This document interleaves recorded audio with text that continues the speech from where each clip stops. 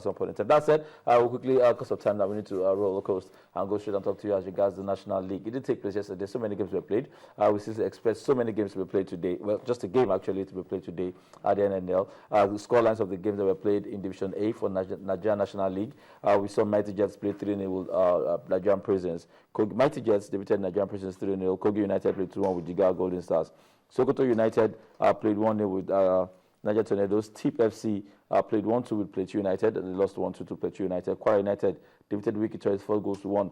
The scoreline Wiki Toys are not particularly used to. Kogi United played 2-1 with Jigawa Golden Stars. Sokoto played 1-0 over Niger Tornadoes. And Ranchers Base played 3-1 with Adama United. All right, in Division B, we have so many games too as well. Unisem Rovers, they look like they're on the bounce right now. They're defeating Stationary Stores 2-0. MFM, they look unstoppable as well. They're looking good, actually qualified from the league for the MPFL. They played 2-1 with Gateway United. Aqua Starlet 2-1 with Go Round FC. And Ekiti United defeated Abia Commerce 3-1.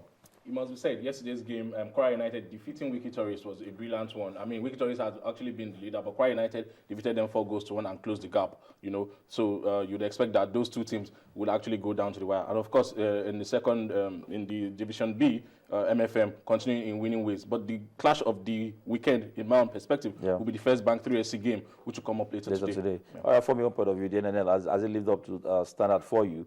And the guys that are looking good to qualify from Division A and Division B, are they good enough to participate in the MPFL? They look like they are veterans, and we're talking about the Kwara, the Lagos teams. UNICEM came to Lagos last week. They played the 2-0 draw with COD. They were leading, so COD has 2, but now they defeated Stores. The same Stores that were leading 2-0 in their game against Aqua Starlet. They allowed the team from Uyo to come from behind to pull draw. So the Lagos team, I think teams are beginning to see Lagos as one place to pick good points. But that's not the case with MFM. That's not the case with MFM. But I know MFM have dropped points, not lose game at home. They've dropped points. They've drawn game at home. Yes. I'm talking of team ABS came here, the beat Stores. That's what I'm talking. Lagos is now becoming a very. It's like becoming. I mean, when you look at our schedule, you say Lagos is now becoming. Lagos club are now becoming for that Christmas. Do you know why? Do you know why it seems like that, Nodi? There are 4 teams in Lagos. I understand what you're saying. First Bank Stores, MFM, COD. So of the 4, no, something must happen. No, something must happen. What I'm saying, football in Lagos is becoming a bit open. Sometimes you see referees becoming a bit fair because you know that people are watching. The media is there. But some areas, like I always say, most of these teams, especially the ones in the past, in the south. When you come to Lagos, you play well. Ensure that these referees are not intimidated. You got your result. Like the game, the UNICEM Rovers, when they called me, they said I said yes. You saw how it is. But when they come to Calabar, it becomes a bit difficult for you guys to treat. You want to intimidate referees. Don't do things like that. Because if you do that, it won't go well for the league. So for Lagos team, come top. So you said that's setting the standard in Lagos. Setting the standard in Lagos. And that's the big standard. That's right. And that is the standard every club in the National League must follow. But one club said should qualify for the MPFL. We are really back in the MFL. The closest to MFL. They look good and they're playing well too as well. All right, talking about the MPFL, that's the category they'll be graduating to. 4 games were played yesterday. Kano Pillars are trying to cement authority on top of the table. They have 1 point. They played 1-0 over Abia Warriors. Gombe United 2-0 over Crown. Dolphins are played a stalemate with Sharks FC. Kudos. I mean, every time these guys play, we always argue. We try to crack ahead. Are they doing brother-sister arrangement or whatever? But that's what it is. Dolphins plays 0-0 with Sharks FC of Port Harcourt. Sunshine Stars defeated Enugu Rangers 2-1. When is John Obu's ultimatum going to expire? I need to ask. I'm sorry. Well, it's only Rangers management that will come. They gave him 4. There was a time they gave him 3. So he won 2 games. Maybe they went back. And suddenly the result is not becoming inspiring. Interestingly, they went ahead yesterday, and you'll have thought they were going to win that game until Solomon Kwame scored from a beautiful set piece.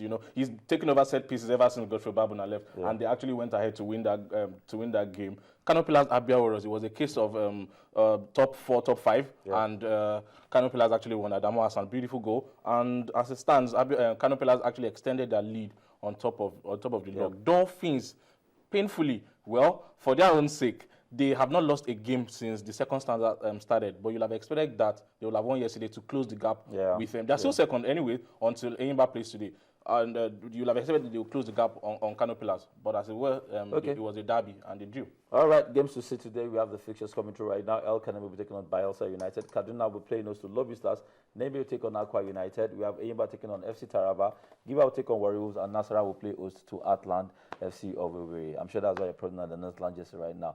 Nasarawa United will actually want to win the game so they can come back to the first half, to the top 4 of the table, as well as Eyimba wanted to make sure they get maximum points against FC Taraba. It's something we're looking forward to. The log looks like it's taking shape right now, guys. I mean, although we have Kano Pillars, Gombe, I beg your pardon, Kano Pillars, Dolphin, Nasarawa, as well as Eyimba. Sharks at some point in time, now they're like on a downfall. I wonder what went wrong with Sharks. But again, I mean, I'm sure they'll still finish top 10. Eyimba, Dolphin, Kano Pillars. Well, we still have the usual suspects. Due respect to Nasarawa United. We still have the usual suspects. We still have Pillars and and Eyimba within the top 4. So, so for those who know how to bet, they want to know 1 and 2.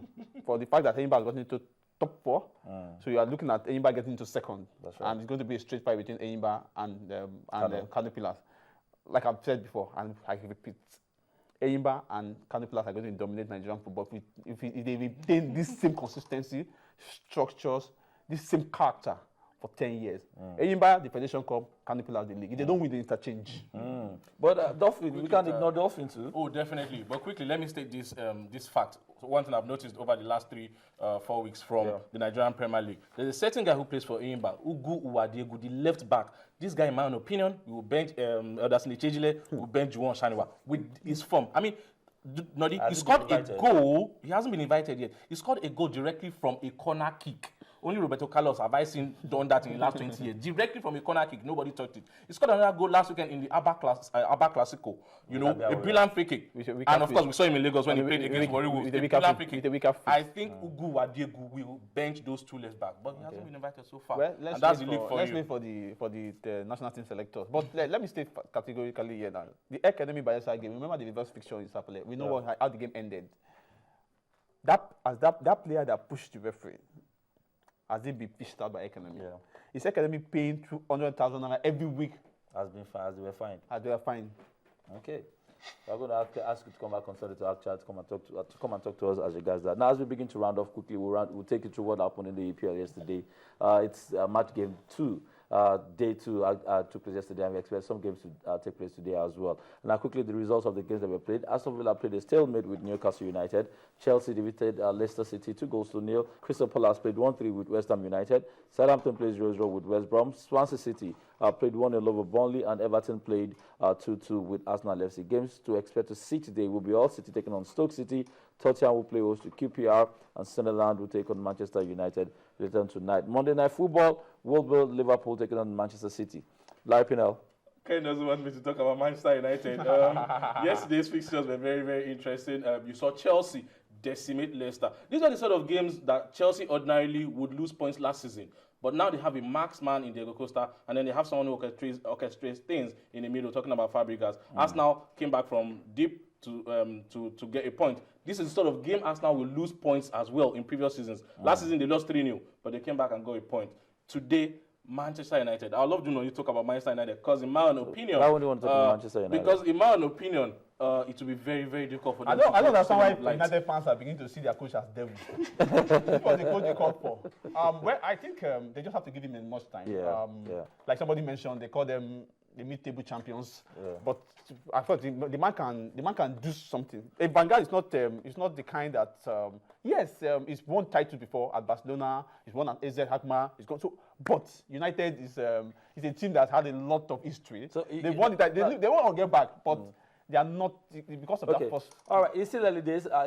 But Chelsea on top with 6 points. They are clearly stated there. Swansea in second. Arsenal familiar with where they are at third. Manchester United are not anywhere yet. Maybe they're probably on the 17th or so right now. But we have a couple of games. They have a game to play today, and then let's see if they will rise. But one thing I would like to say, Arsenal, before we round off, the way they are, I mean, Arsenal, they struggle with the big boys. They struggle with the guys that actually are 4th, 5th as well. They'll probably be the younger teams. We've seen this happen over the years.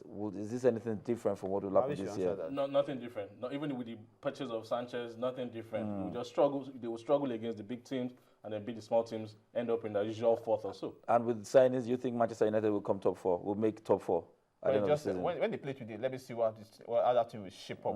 They have the Champions DNA in them, and they have a coach who won Champions League. They've won titles at different clubs. So everything put together, United Okay. will still come back. Guys, Not I the like Chelsea it. affiliation that we used to last season. This is Chelsea's dream. I'd like to say thank you guys for being a part of the segment. We need to go on a quick break. We'll probably leave you with fixtures and results of what happened in the German Bundesliga. It did start yesterday. We'll leave you with a slide telling you the results on the fixtures. So we'll come your way again next week. Ask you not to go anywhere. Ken is going to be back. It's going to be a bumper package. As a president, I'm going to leave the lines open for you to actually call in and talk to us as well. So we'll come your way again. We'll ask you not to go anywhere. Stay tuned and join us again after this break.